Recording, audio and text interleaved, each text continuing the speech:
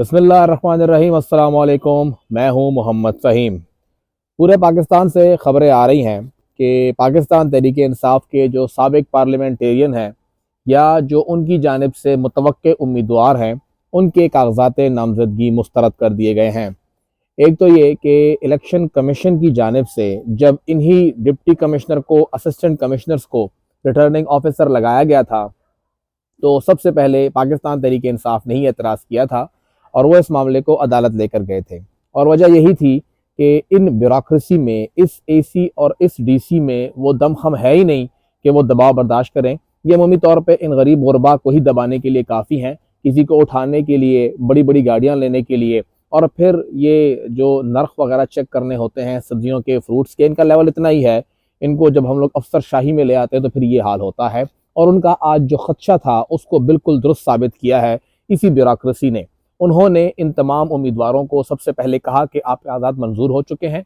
ज़बानी कलामी जब ये पेश हुए, इनको डेट्स दी गई, तो बहुत जगहों पर कागजात मंजूर हुए और बहुत जगहों पर रिजेक्ट किए गए हैं। खैबर पख्तूनख्वा की सूरत हाल क्या है, सबसे पहले आपके सामने खैबर पख्तूनख्वा को रखते हैं। मुश्ताक गनी साहब, उनके कागजात मुस्तरद कर दिए गए हैं और कहा गया है कि जी वो एब्सकॉन्डर हैं, वो भाग चुके हैं, वो मुल्क में नहीं है।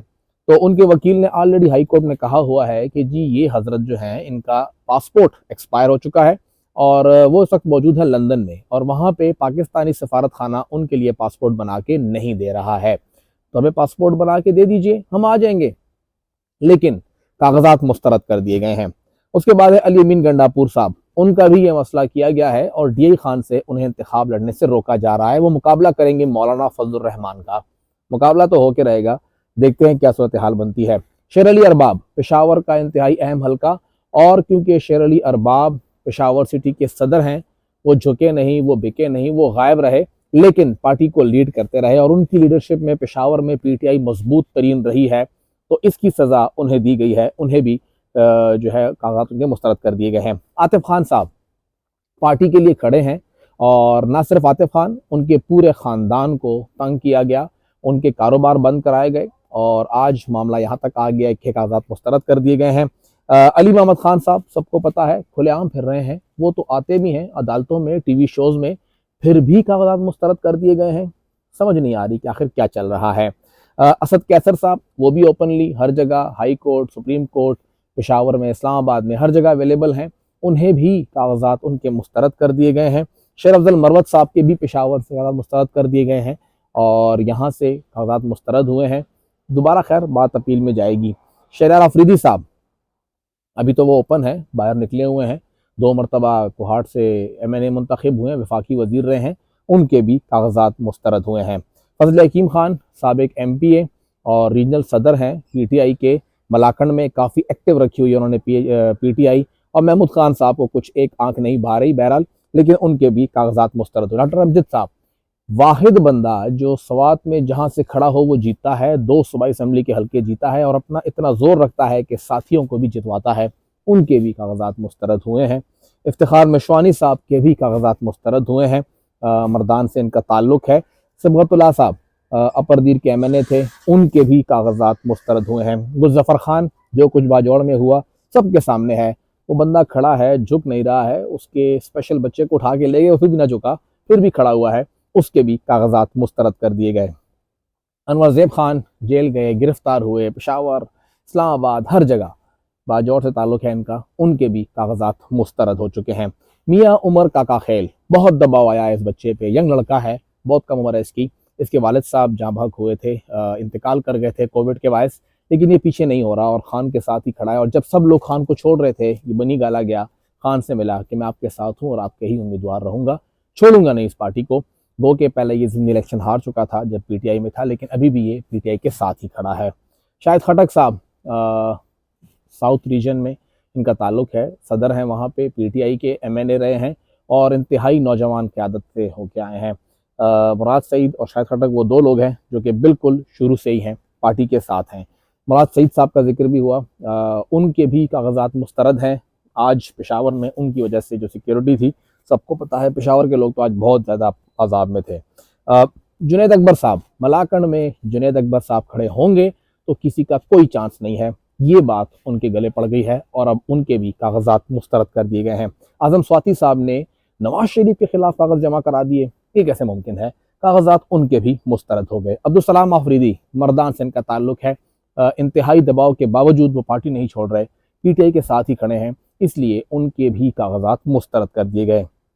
चंदना गुलजार, सब जानते हैं उसे, कैसे वो खड़ी रही, उसके वालिद, वो खुद, और किस तरह उन्होंने लीड किया, उनके भी कागजात मुस्तरद कर दिए गए हैं। NA30 पेशावर से कागज उन्होंने जमा कराया हुआ था। मलक लियाकत साहब, फायरिंग हुई इस बंदे के ऊपर, दहशतगर्दों ने निशाना बनाया, लेकिन पार्टी नहीं छोड़ी, ना कोई वजारत मिली, ना ही कोई पार्लिमानी सेक्रेटरी, फंड्स तक नहीं मिलते थे इस बंदे को, लेकिन ये फिर भी पार्टी के साथ खड़ा था, खड़ा है और खड़ा रहेगा। आज ही उसके भी कागजात मुस्तरद हो गए हैं।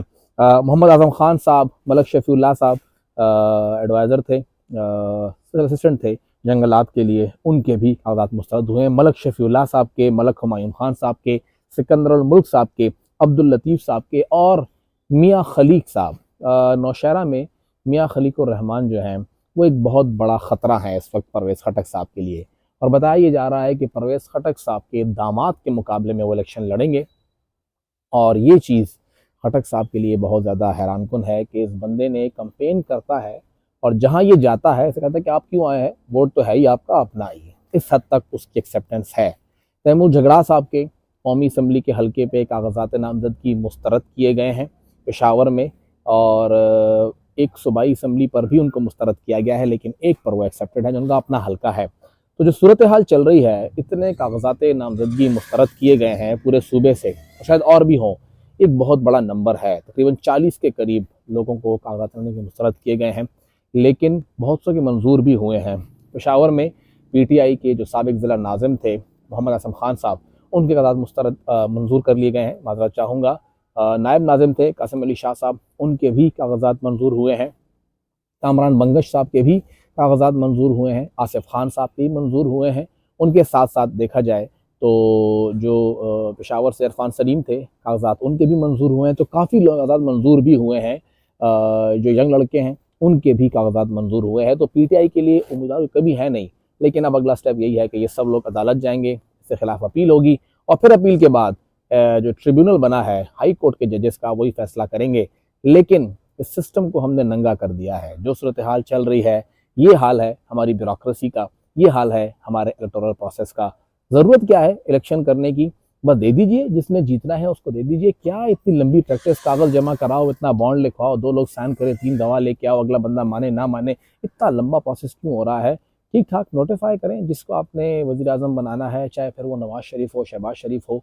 आवाम का वक्त भी बचाएं, आवाम का पैसा भी बचाएं, और बस ठीक ठाक सिस्टम चल रहा है। काकर साहब को भी एक नोटिफिकेशन के जरिए वज़ीर आज़म बनाया था, इन्हें भी बना दें, मामला ख़त्म करें।